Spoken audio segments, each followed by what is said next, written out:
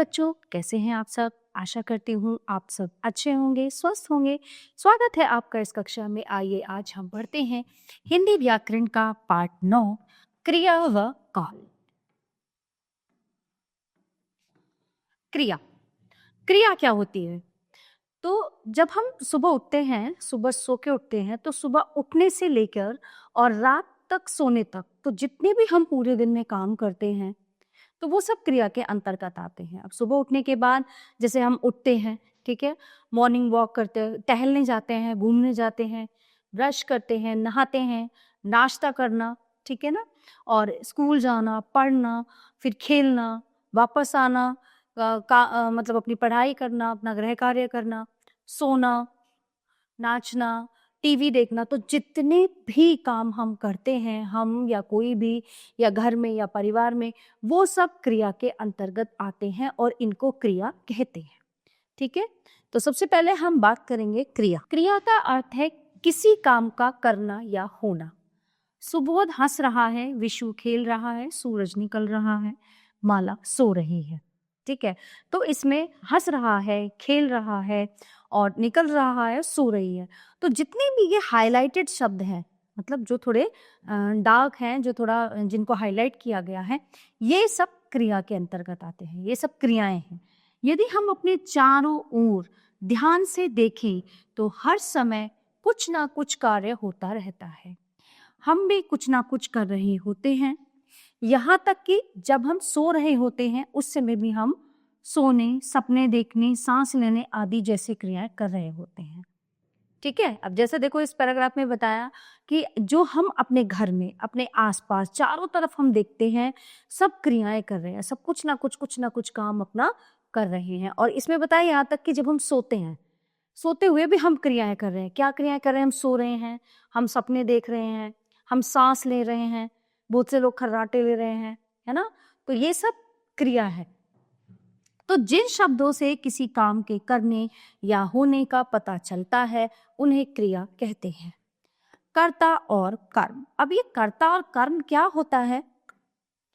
कर्ता की अगर मैं बात करूं तो कर्ता वो, अब जैसे मैं उनकी अध्यापिका बच्चों को पढ़ा रही हैं, तो मैं करता हूँ। कर्ता वो होता है जो काम करता है। ठीक है, किसको बोलेंगे? जो व्यक्ति काम कर रहा है ना, उसको कर्ता बोलेंगे।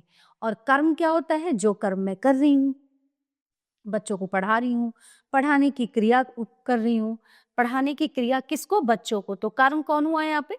बच्चे। तो इसी तरह से क्रिया करने वाले को कर्ता कहते हैं। जैसे विशु खेल रहा है, ठीक है, अब इस वाक्य में खेलने का काम विशु कर रहा है, अतः विशु क्रिया करने वाला अर्थात कर्ता है।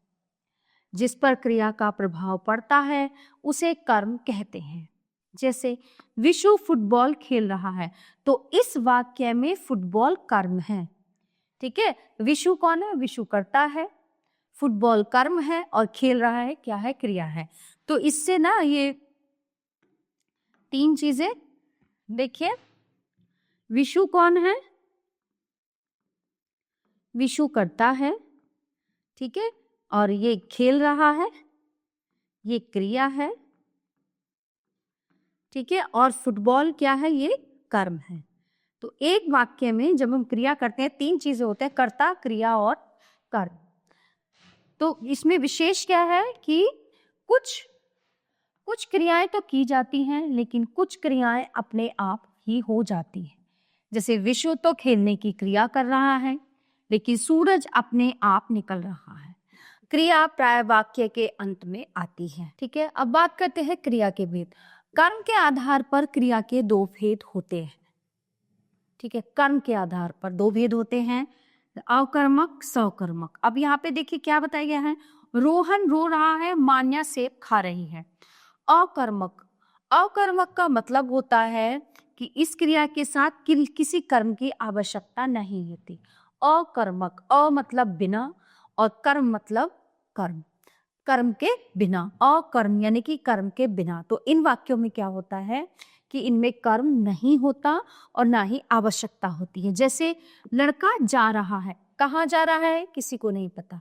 अगर ये होता कि लड़का विद्यालय जा रहा है, तो यहाँ पे विद्यालय क्या होता? यहाँ पे कर्म होता। राधा गा रही है, क्या गा रही है किसी को नहीं पता, इसमें केवल कर्ता और क्रिया है, इसमें कर्म नहीं है, ठीक है।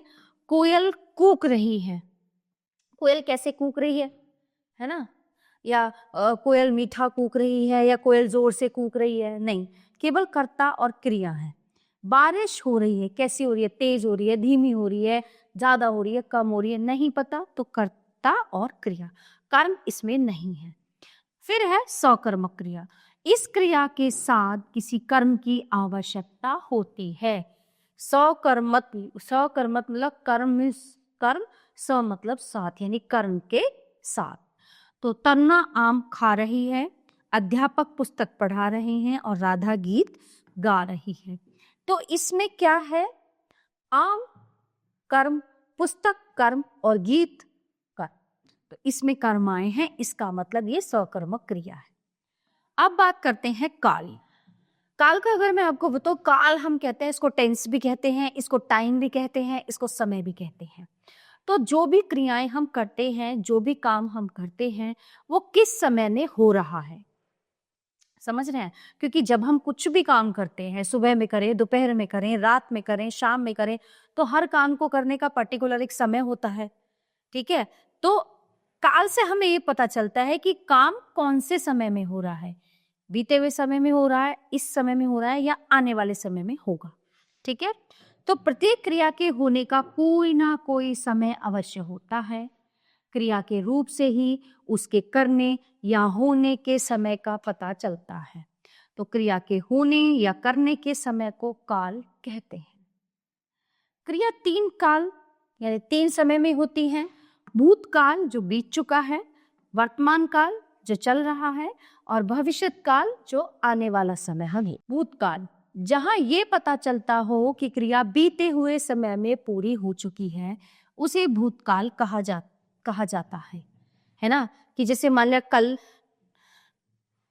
कल मैंने अपना काम खत्म कर लिया था, तो कल हो गया, भूतकाल, वो समय बीत गया, है ना। आज मैं अपना काम कर रहा हूँ या मैं पढ़ा रही हूँ, तो वर्तमान काल। कल मैं व्याकरण पढ़ाऊंगी या मैं हिंदी पढ़ाऊंगी या मैं साहित्य पढ़ाऊंगी, तो वो आने वाले समय की बात हो गई, ठीक है। तो वर्तमान काल, जहां ये पता चलता हो कि क्रिया अभी इसी समय में हो रही है, उसे वर्तमान काल कहा जाता है। जैसे सूरज निकल रहा है। भविष्यत काल, जब ये पता चलता हो कि क्रिया या काम आने वाले समय में होगा, उसे भविष्यत काल कहते हैं। जैसे सूरज निकल रहा होगा। अब इस पार्ट में हमने क्या जाना कि किसी काम का करना या होना क्रिया कहलाता है, जैसे मैंने आपको बताया था। क्रिया करने वाले को कर्ता कहा जाता है ना। जैसे मैं पढ़ा रही हूं तो मैं करता हूं। जिस पर क्रिया का प्रभाव पड़े उसे कर्म कहा जाता है। जैसे अध्यापिका पुस्तक पढ़ाती है, तो पुस्तक क्या है, कर्म है। कर्म के आधार पर क्रिया 2 प्रकार की होती है, अकर्मक और सकर्मक। क्रिया के होने या करने के समय को काल कहते हैं। काल के 3 भेद होते हैं, भूतकाल, वर्तमान काल और भविष्यत काल। तो प्यारे बच्चों, ये था हमारा पाठ क्रिया और काल, जो यहीं पे समाप्त होता है। आशा करती हूँ आपको अच्छे से समझ आया होगा। मिलते हैं अगली कक्षा में। धन्यवाद।